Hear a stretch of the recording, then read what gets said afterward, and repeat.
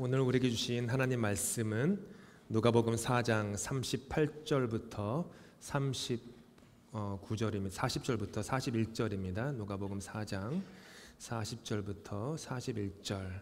제가 먼저 40절 읽고 그 다음에 교독하시겠습니다.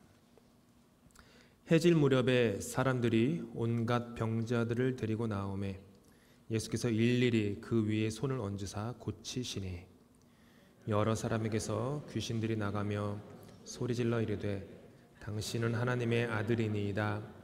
예수께서 꾸짖으사 그들이 말함을 허락하지 아니하시니 이는 자기를 그리스도인 줄 알미러라. 아멘.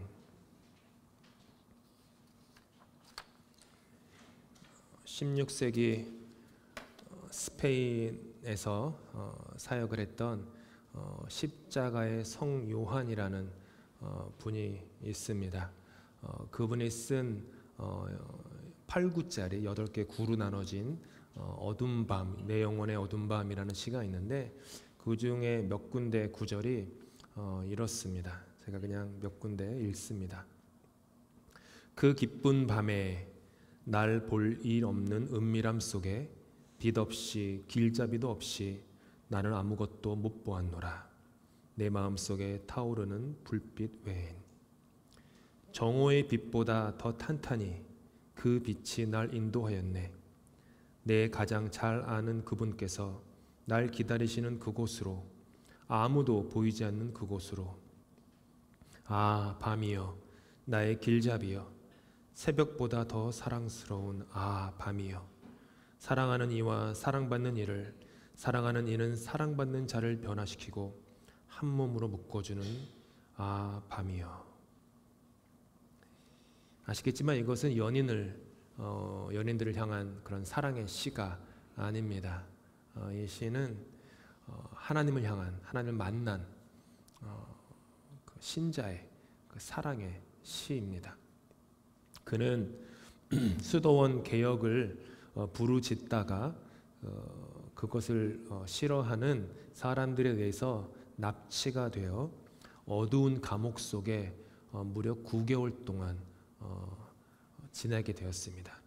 어두운 감옥에 9개월 동안 지내면서 고통을 당연히 경험했는데 그 고통 가운데에서도 이렇게 그 은혜를 경험해서, 그래서 내 영혼의 어두운 밤, 그렇게 The Dark Night About Soul, 이렇게 시를 적으신 것이죠.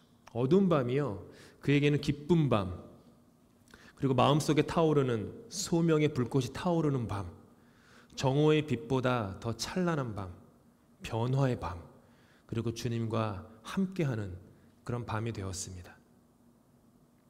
어떠십니까? 요즘 인생 살만하십니까? 행복하십니까? 즐거우십니까? 모든 것이 원하시는 대로 술술술 잘 풀리고 계십니까? 자녀들은 말을 잘 듣고 잘 반듯하게 잘하고 있고, 배우자는, 이런 얘기 죄송하지만 속안 썩이고 잘 하고 계십니까? 영혼의 어두운 밤을 지날 때가 있습니다. 우리가 원하건 원치 않건 인생에는 날이 저물 때가 있습니다. 날이 저문 밤이 있고요, 빈들에서 홀로 유랑할 때가 있습니다. 최근 제가 들은 놀라운 소식은 한국에 그 코로나 팬데믹이 지난 후로 신경정신과를 찾는 환자들이 무려 3배 이상 뛰었다고 합니다. 어마어마한 숫자가 정신상담을 받고 우울증 약을 받기 위해서 한국에 있는 신경정신과를 찾고 있습니다. 대기실이 10,000원이라고 합니다. 발 디딜 틈이 없이 앉아있다고 합니다. 근데 그 중에는 어리게는 10대에서부터, 10대도 10대 후반다, 10대 초반에서부터 80에 이르기까지 참으로 다양한 다양한 연령대 분들이 이렇게 도움을 받으려고 그 자리에 앉아 있다고 합니다. 메마름을 경험하는 것이죠. 인생의 황량함을 경험하는 것입니다. 같이 있는 줄 알았는데 돌아보니 세상에 그 누구도 내 마음의 외로움을 알아주는 이 없는 것만 같은 그런 그 외로움 속에서 신음하고 아파하는 분들이 너무 많습니다. 여기 앉아 계신 분들 중에도 있을지도 모르겠습니다. 영상을 보시는 분들도 그런 분들이 많이 있으시겠죠. 해질 무렵에 우리는 홀로 광야에서 마음의 눈물을 닦습니다. 오늘 우리에게 주어진 성경 말씀은 바로 이 어둠 밤에 관한 이야기입니다. 해질 무렵에 라고 오늘 우리에게 주어진 본문이 시작하는데 그 말의 뜻은 하루의 끝임과 동시에 또 하루의 시작이죠. 유대인의 날짜는 저녁부터 시작해서 다음 날까지가 하루죠. 그렇게 24시간의 유대인들은 다르죠. 이 본문의 또 의미는 안식일이 끝났다는 것입니다. 즉 금요일 해질 무렵부터 시작된 안식일이 토요일 해질 무렵에 끝났다라는 말이죠. 예수님이 지금 계신 가버나움이라는 인구 약 1000명이 안 되는 작은 어촌 마을에는 어둠 밤 속에 있는 사람들이 무척이나 많았습니다. 저는 이게 놀라워요. 1000명도 안 되는 마을에 아픈 사람이 왜 이렇게 많을까? 그렇죠? 런던은 지금 아직 50만은 안 됐잖아요. 도시니까 아픈 분들이, 제가 말하는 아픈 것은 육체뿐만 아니라 마음 다 포함입니다. 많이 있겠는데 아니 1000명밖에 안 되는 마을에 어떻게 이렇게 아픈 사람들이 많았을까? 그들의 삶이 얼마나 힘들었기에, 그들의 삶이 얼마나 외로웠기에 그렇게 아팠을까? 마음이 좀 아립니다. 그들을 옆에서 사랑하는 사람들도 아픈 사람들이었습니다. 내가 사랑하는 사람이 아파하는 모습을 보는 것은 조금도 쉬운 것이 아닙니다. 아픈 것입니다. 그들은 예수님이 바로 지척에 있는 것을 알았습니다. 그들은 소문을 들었죠. 저분은 뭔가 특별한 분이어서 저분에만 가면 병이 나, 해방돼. 그걸 알았는데 갈 수가 없는 거예요. 왜요? 금요일 저녁부터 안식일이 시작되었기 때문이죠. 안식일의 율법이 무엇입니까? 어떤 노동도 해서 안 되는, 즉 거긴 뭐가 포함이죠? 환자를 움직여서도 안 되고 치료해서도 안 된다라는 율법 때문에 예수님을 지척에 두고서도 그들은 발을 동동 구르고 있습니다. 이러다가 안식일 끝나자마자 우리 마을 떠나시면 어떡하지? 이런 발을 동동 구르는 거죠. 안식이 있어야 할 그 날에 그들의 삶에는 안식도 자유도 평안도 없었습니다. 드디어 일몰이 되었습니다. 즉 토요일 해질 무렵이 되어 안식일이 끝났을 때에 사람들은 조금의 지체함도 없이 자신들의 사랑하는 그 병자들을 데리고, 그 식구들을 데리고, 친구를 데리고 예수님이 계신 곳으로 달려갑니다. 얼마나 기다렸으면 달려가는 거예요. 그리고 그들을 쭉 둘러보신 후에 예수님께서는 그 많은 사람들 한 사람 한 사람 눈을 마주치시고 주의를 기울이시면서 성경에 보니까 일일이 그 위에 손을 얹으사 병을 고치십니다. 그냥 모인 그 대중에게, 군중에게 말 한마디 하셔도 되는데 일일이 말하셨다라는 거예요. 한 사람 한 사람 그들의 아픔을 돌보시면서, 그리고 병을 다 고치십니다. 귀신 들렸던 사람들도 그 더러운 영에서 노임을 받습니다. 예수님은 더러운 영으로부터 자신이 누구인지가 증거되는 것이 조금도 필요하지 않으셨기 때문에 그들을 꾸짖어 잠잠케 하십니다. 이것이 오늘 본문의 짧은 내용이에요. 근데 한번 생각해 보십시오. 금요일의 어두운 밤. 금요일의 어두운 밤은 그들의 육체와 마음에 때와 불순물이, 아픔이, 상처가, 찢겨짐이 가득 낀 그런 아픔의 밤이었습니다.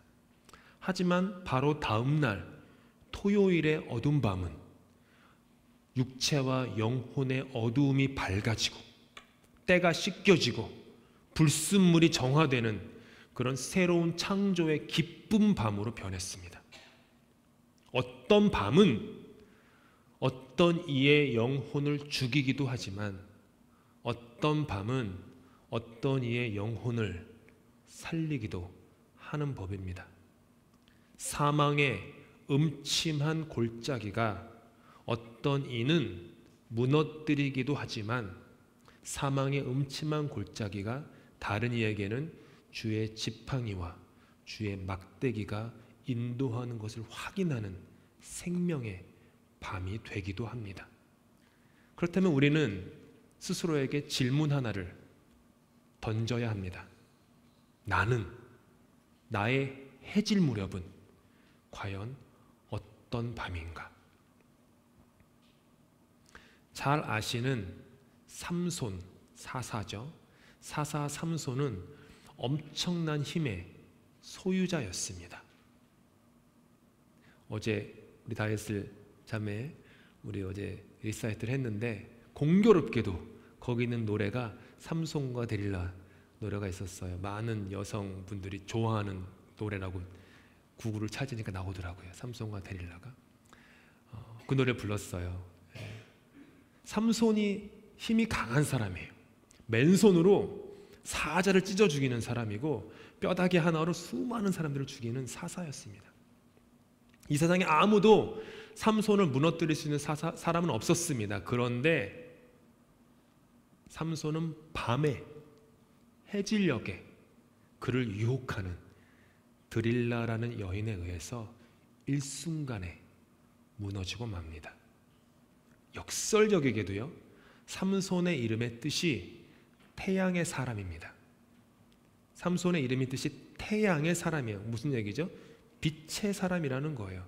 그런데 정작 그는 밤에 무너져서 두 눈이 뽑힌 채 사슬에 매이는 초라한 신세로 전락하고 맙니다.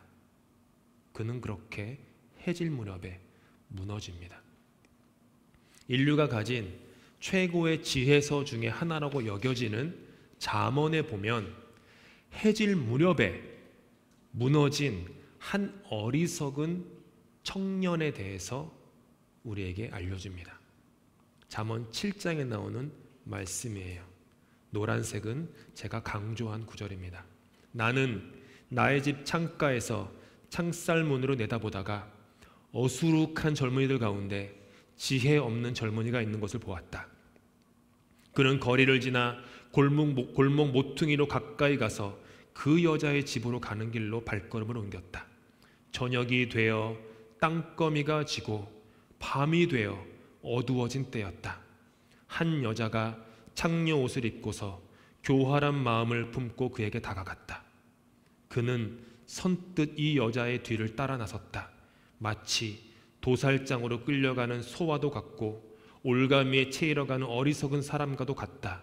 마치 자기 목숨을 잃는 줄도 모르고 그물 속으로 쏜살같이 날아드는 새와 같으니 마침내 화살이 그의 간을 꿰뚫을 것이다. 얼마나 구구절절히 강조합니까? 저녁이 되어 땅거미가 지고 밤이 되어 어두워진 때였다. 그 어리석은 청년은 그렇게 일순간에 무너지고 맙니다.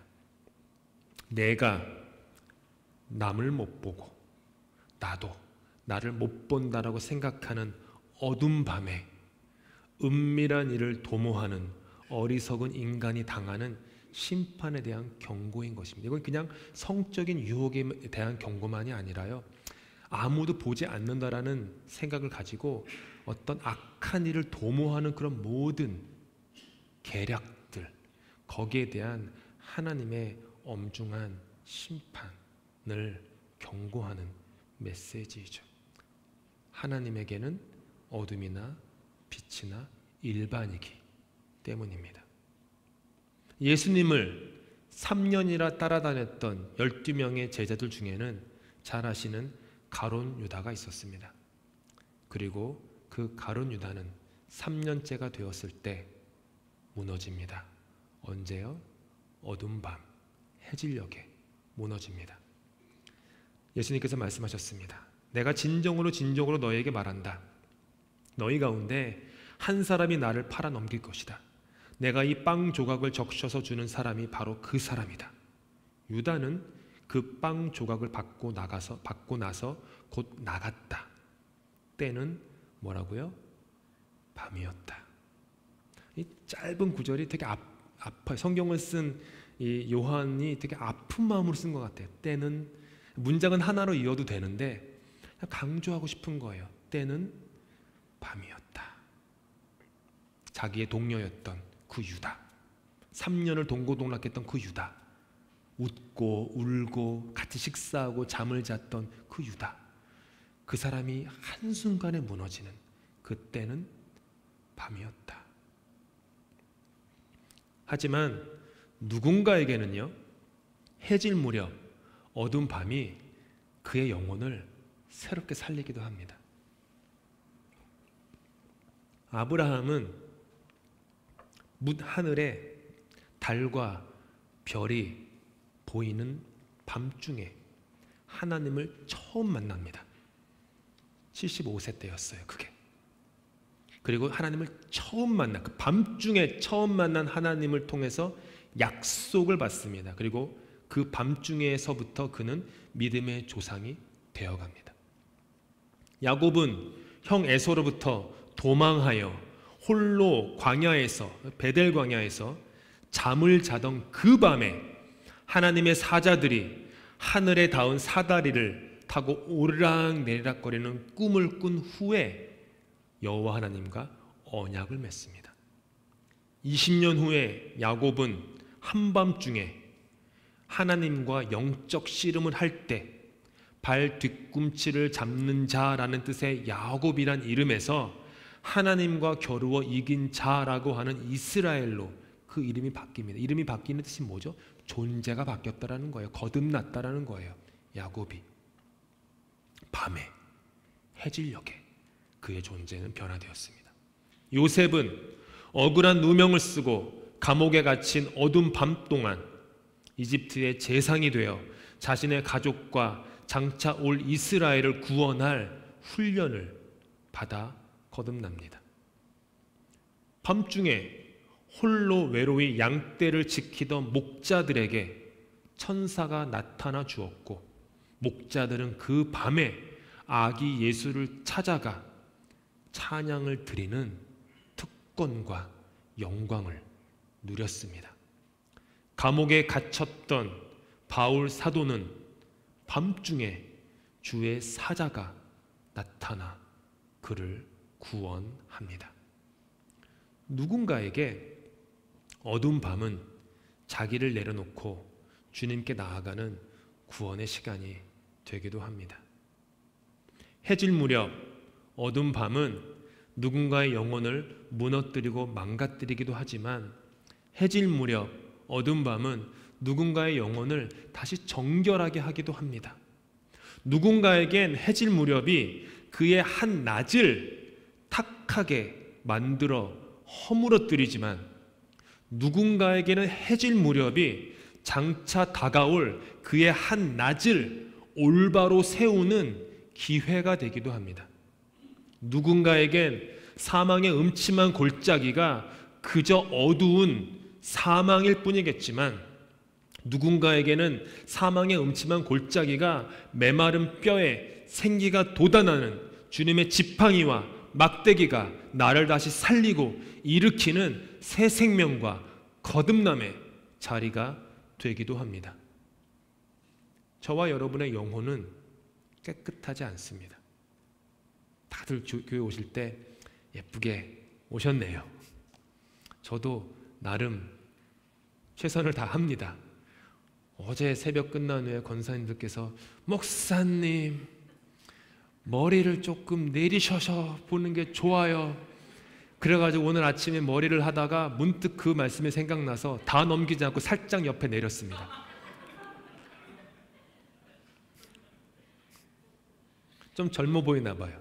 전 젊어 보이고 싶진 않은데 그 덕에 저는 거기에 대한 열망은 없거든요. 저는 그냥 내 나이대로 보이는 게 맞지라고 생각하는데 그렇게 생각하시는 것 같아요. 그래서 아무튼 조금 여기 보시면 몇 개 내렸어요. 침은 안 발랐어요. 침 발라서 넘길 수도 있지만 그렇게 와요. 근데 저란 사람은 제 영혼에 때와 불순물이 많은 사람입니다. 다 아시잖아요. 네? 여러분도 마찬가지죠. 우리는요 청결하지 않습니다. 우리는 의롭지 않습니다. 바울 사도께서 로마서에 선언한 것처럼 의인은 없나니 하나도 없다고. 얼마나 진리입니까? 선한 것이 하나도 없는 사람들입니다. 그렇기 때문에 하나님께서는 저와 여러분을 사랑하시기 때문에 저와 여러분에게 해질 무렵을 선물해 주시는 거예요. 하나님이 당신이 사랑하는 자에게 선물해 주는 해질 무렵은 그 사람이 범한 죄 때문에 오는 심판이 아닙니다. 그 해질 무렵은 우리의 영혼을 여명으로 인도하는 찬란한 해질 무렵입니다. 그 해질 무렵을 주님과 함께 지나갈 때 우리는 그때서야 비로소 고백할 수 있는 거예요.